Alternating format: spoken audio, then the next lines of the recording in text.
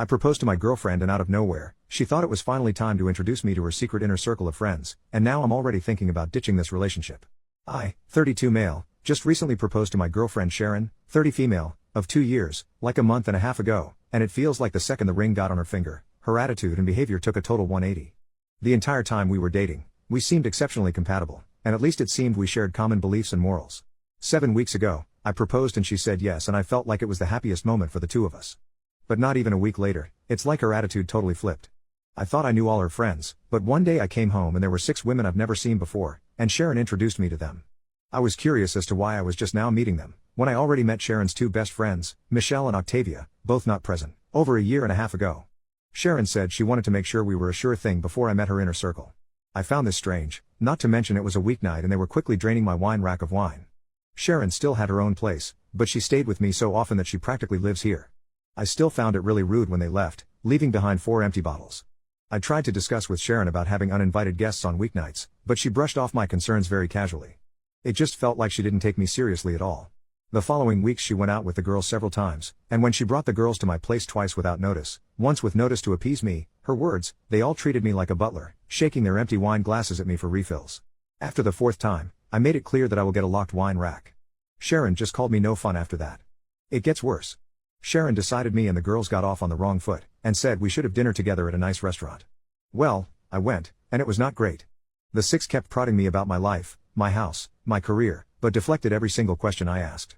It got especially bad at night when they started talking about modern relationships and jealousy, and one of them brought up some key points about relationships that I thought Sharon and I were on the same page about, specifically what ifs regarding polyamory and being friends with exes. To my shock, Sharon said we shouldn't be too hasty on such decisions, which was a total 180 to how she expressed herself on these things only a month prior, where she was vehemently against keeping ex-intimate partners in friend circles and was strictly monogamous. The worst part was when the bill arrived, Sharon announced it should be together and slid me the check. I told her she can't be serious, and we got into a bit of an argument. I ended it by putting my amount down in cash and walked out, leaving them to figure out the rest of the bill. The next days after that, Sharon kept calling me toxic and fragile, but every time I even pushed at it, she would give an apology and promise she was just stressed at work. It's nuts, we haven't even planned the wedding yet. The worst part was this Monday, when at work, I got a Nest doorbell alert, checked and saw Sharon and one of her 6 new friends arriving at my place, going in, and exiting with my golf clubs. This set was a gift from my father, and it cost a pretty penny too, so Sharon lending it out without my permission got me pissed. I immediately called Sharon and told her and her friend to return the clubs. Sharon tried to gaslight me with, "But you promised to lend the clubs to her boyfriend, remember?" I told her the club's cost would move it into a serious crime, and her friend had an hour to return them or the cops would be called. Sharon kept insisted she got my permission and I told her to cut the crap. Well, not 45 minutes later I got another notification of Sharon and her friend coming back with the clubs and going inside, leaving them, and then Sharon's friend flipping off the Nest doorbell on the way out. I got home and saw Sharon's friend literally just threw the clubs right on the living room floor. Sharon tried to talk to me about my toxicity again, and I told her again to cut the crap. I said if I knew this was how she was, I would have never proposed. That seemed to freak her out and she again insisted that she was stressed from work, but I wasn't buying it anymore. I told her to return the ring and her key, and we would talk about our relationship this weekend. She cried and begged me not to cancel the engagement, and insisted that it was just stress. I told her again we will talk about it this weekend. She finally relented. I had my house rekeyed anyways after she left, just to be safe. Sharon has been texting me constant messages of love and apologies for getting swept up, and insisted she was only wanting to show me off to her close friends. I don't know, I'm just not buying it. The same close friends have been sending me texts daily, calling me toxic and fragile again, saying they knew I wasn't man enough for Sharon or secure enough to share her with friends.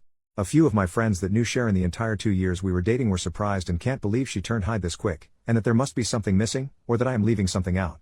They say I must have said something to trigger her friends to act like this, and I had to have been the jerk somewhere along the process. I dunno, it's a lot to take from all directions right now. I feel like everyone is playing a prank on me or something. Literally, how does this happen? Update 2 days later, Sharon's been gone now for an hour. The breakup is official, I have the ring back. I did talk to Michelle via Facebook and Michelle said her and Octavia were cousins of Sharon, and Michelle also said she knew the 6 and didn't care for them. Michelle didn't say much more than that. I did meet Sharon's parents, and they both seemed to like me, and the topic of Michelle and Octavia never came up around them. None of our finances were intermingled, yet, but it was planned for later this month, which won't ever happen now. I invited 3 of our mutual friends, Casey, John, and Mike, to be here when Sharon got here. Sharon showed up and was surprised to see we had company. I said they were here for both of our sakes. Sharon wanted to phone 3 of the 6 to come over to even things out and I refused, and I used the club theft as a reason. Sharon sat on the couch very dramatically and then asked if I really wanted to make this public. I outright asked why she changed so much after the engagement, and why she hid the existence of the six. Sharon then went in again about how she insulates her inner circle until a partner is vetted. I called bull crap. I met her parents. What's more inner circle than your parents? Sharon tried to deflect, but I wouldn't have it. I pointed out how for the last month, her friends dropping by cost me nearly $500 in wine, which she by the way made no attempt to reimburse. I also pointed out her trying to make me pay an 8-person dinner bill without asking me first. She again said she wanted to show how great a guy I was, and how she clearly misjudged me and was disappointed in my attitude. I then asked about the clubs. She tried gaslighting with you, totally said it was okay, remember? And I kept saying bull crap. Mike piped in. He knew the clubs were a gift from my dad and I was highly protective of them. He too called bull crap, and that's when Sharon turned her attention to Mike and John, saying, isn't he getting forgetful lately? Don't you remember when he forgot that one date? And neither of them was buying it. I finally said forget postponing the wedding or canceling the engagement, the entire relationship is going to end if she isn't going to be straight with me. Sharon made a very long exaggerated sigh. She took the ring off and dropped it on the coffee table. She got up to leave and said you're never going to find someone as good as me and to send her stuff to her apartment. She left, and Casey, John and Mike were totally stunned.